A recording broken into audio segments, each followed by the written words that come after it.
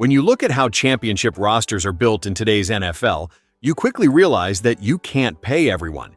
You have to sacrifice somewhere, and for the Philadelphia Eagles, that sacrifice is happening right at the safety position.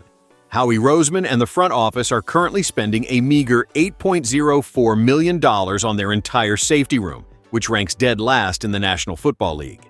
This isn't a sign that they don't value the position, but rather a cold, hard mathematical reality of having massive contracts tied up elsewhere. The back end of this defense is in transition, leaving fans to wonder who will step up. Marcus Epps is the man thrust directly into the spotlight of this high-stakes defensive puzzle, and his journey to this moment is the definition of a blue-collar football story. After the Eagles went through a wild period of roster turnover at the position, trading away C.J. Gardner-Johnson with 2 years left on his contract, letting Reed Blankenship walk in free agency, and trading Sidney Brown before the final year of his rookie deal, the safety room was left in absolute flux. Epps, who had signed with the Eagles' practice squad after the final 53-man roster cutdowns last year, quietly kept his head down and went to work. He didn't complain about the demotion. Instead, he ground his way onto the active roster, eventually earning his first start in December and never looking back. The coaching staff saw a player who understood the system, made tackle after tackle, and brought a veteran stability that this young secondary desperately needed. When free agency rolled around, and with Blankenship departing, the Eagles knew they needed a reliable, cost-effective option, so they brought Epps back on a one-year deal. This move wasn't just a depth signing, it was a clear signal that the coaching staff trusted Epps to handle the heavy lifting while the front office allocated their premium cap space to other positions. In a league where teams routinely overpay for mediocre safety play, the Eagles are betting that Epps' work ethic and familiarity with the system can give them starting caliber production at a fraction of the market cost. It is a calculated gamble, but one that aligns perfectly with the franchise's philosophy of building through the trenches and premium positions like cornerback and edge rusher. Epps represents the ultimate value play for a team that has to be compliant with the salary cap while still maintaining Super Bowl aspirations, and his performance over the coming months will dictate whether this bargain bin strategy pays off or blows up in their faces.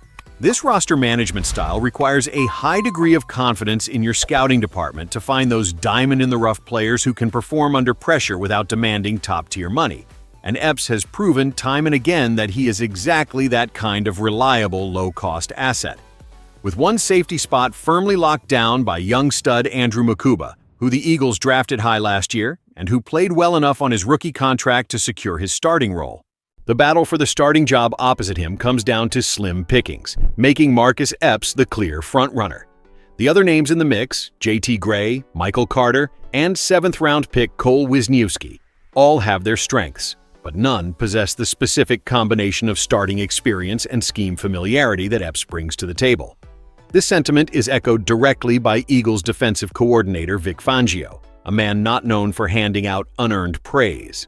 Fangio admitted he was pleasantly surprised by Epps last season, noting that while he didn't know him well initially, Epps came in and immediately demonstrated the high-level instincts and veteran experience required to survive in his complex defensive system. Fangio's scheme relies heavily on safeties who can read the quarterback's eyes, communicate pre-snap adjustments, and make split-second decisions without hesitation, qualities that Epps put on full display down the stretch last December. Fangio has publicly stated that he doesn't view Epps as an old player, but rather a seasoned veteran who should do just fine as long as he can stay healthy and steer clear of the injury bug.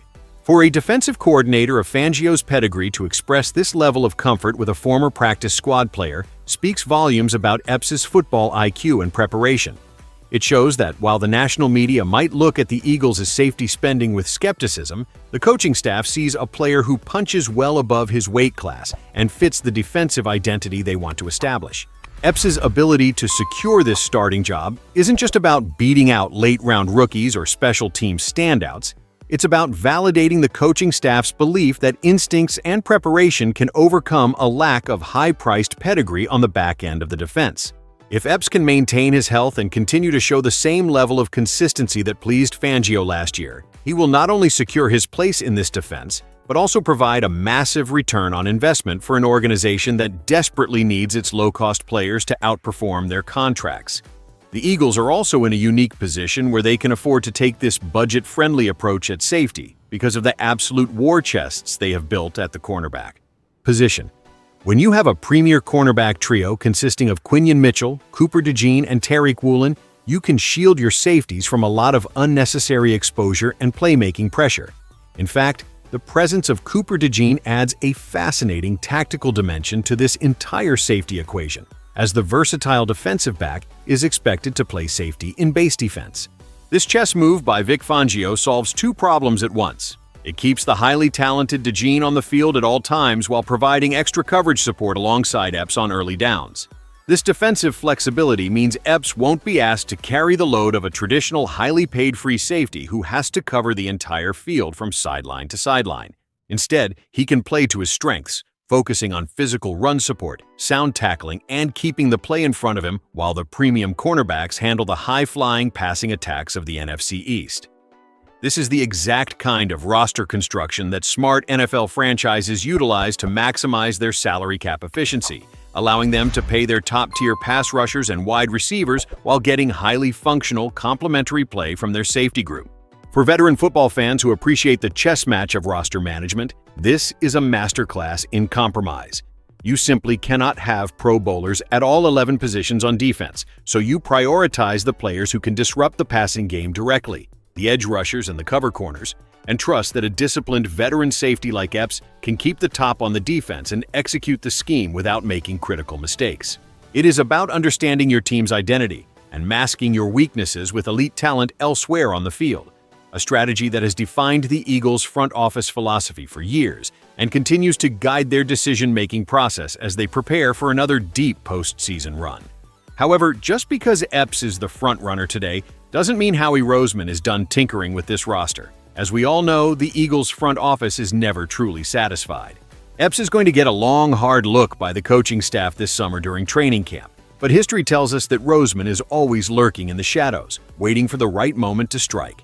The Eagles didn't acquire C.J. Gardner-Johnson until late in the summer during his first stint in Philly, proving that the front office is fully prepared to strike a deal when training camp rosters begin to trim down and other teams face salary cap crunches. Right now, the free agency market for safeties is sparse, and any potential trade market is likely frozen until the massive A.J. Brown contract situation is completely settled and the front office knows exactly how much financial breathing room they have to play with. As the old saying goes in the NFL, deadlines spur action, and right now there is absolutely no deadline forcing the Eagles to make a move. This gives Epps a golden opportunity throughout June, July, and August to solidify his hold on the starting job and prove that the team doesn't need to waste valuable draft capital or cap space on an outside acquisition. If Epps performs at a high level during camp, he will enter the season as the undisputed starter. If he struggles, Roseman won't hesitate to pull the trigger on a late August trade to shore up the secondary. At the very least, the Eagles know exactly what they have in Epps: a tough, smart, resilient player who won't back down from a challenge, and that predictability is incredibly valuable for a coaching staff trying to install a new defensive system under a veteran coordinator.